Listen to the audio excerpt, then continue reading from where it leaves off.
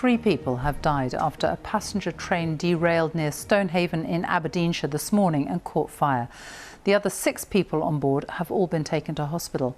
1 passenger, the train's driver and its conductor all lost their lives. The train was on its way from Aberdeen to Glasgow when it left the line. 1 carriage slid down an embankment. It's thought the train may have hit a landslip following bad weather overnight.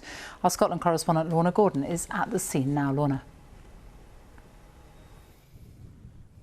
Yeah, Sophie, the derailment happened in the dip below us here. Investigators and emergency services remain at that floodlit site this evening. And while it is dry tonight, it was a very different matter overnight and early into this morning. There was appalling weather in this part of Aberdeenshire, and it's likely they will be looking at what role that weather may have played in causing this train to derail. The tangled wreckage of the derailed train. 1 passenger carriage halfway down a bank. Another carriage seemingly crushed in the force of the crash. The terrible images showing what's left of the early morning service from Aberdeen to Glasgow. The scale of the incident all too clear. Scotland's First Minister expressing her shock at the day's events. This is devastating news. This has been a really tragic incident, and my condolences are with the loved ones of the 3 people who have lost their lives, and that includes the driver of the train.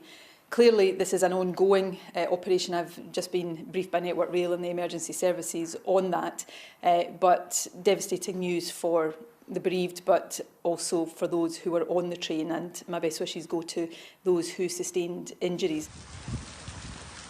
The weather overnight was described as atrocious. Around the time of the crash, Network Rail published this footage showing the poor conditions, lines blocked. Heavy rain caused flash flooding in Stonehaven, the town nearby. Early indications are that the derailment in this rural part of Aberdeenshire may have been caused by a landslide. The emergency services working to get the injured to hospital and recover those who died, the driver, the conductor and 1 passenger on the train. Over the coming days, investigators will try to piece together what caused this tragedy to occur. We really need to take the time to understand exactly what caused this event. The railway is an exceptionally safe mode of travel, but we just need to take the time to understand why this has happened.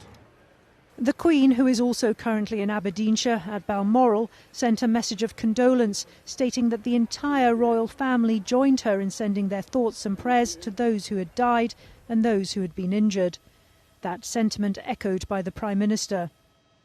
One of the reasons that this accident is so shocking is, of course, that it is this type of accident on the railways is thankfully so rare. But our thoughts are very much with those who've lost their lives, their families, and of course those who've been injured in the derailment. For much of the day, smoke was seen billowing out of the valley where the wreckage now sits. A sombre marker of the scale and force of what happened here and the challenges that faced first responders on the ground.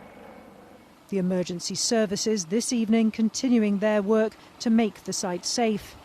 They're now joined by those investigating what caused the country's first fatal derailment in over a decade. Lorna Gordon, BBC News, Aberdeenshire.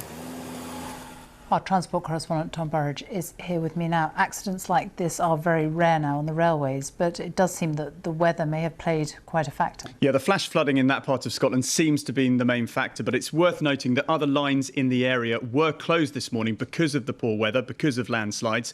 Network Rail was posting those videos, as we saw, showing just how bad the conditions were at the time as it cancelled services. Now, I'm told that this rail service was heading along.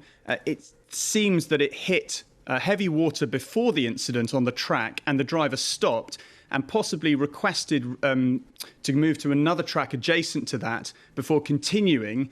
And then after that, the train derailed, possibly because of a landslide. And I think it's a legitimate question to ask whether any train services should have been running in that part of the country because of the poor weather. A report from the rail regulator in July warned about the worsening weather conditions in this country and the risks that poses for the railways. But yes, this type of incident is very rare. You have to go back 13 years to the last major derailment. But sadly, when a train derails, it's devastating. Often people are killed. If more people had been on board that service, it could have been much worse. Tom, thank you.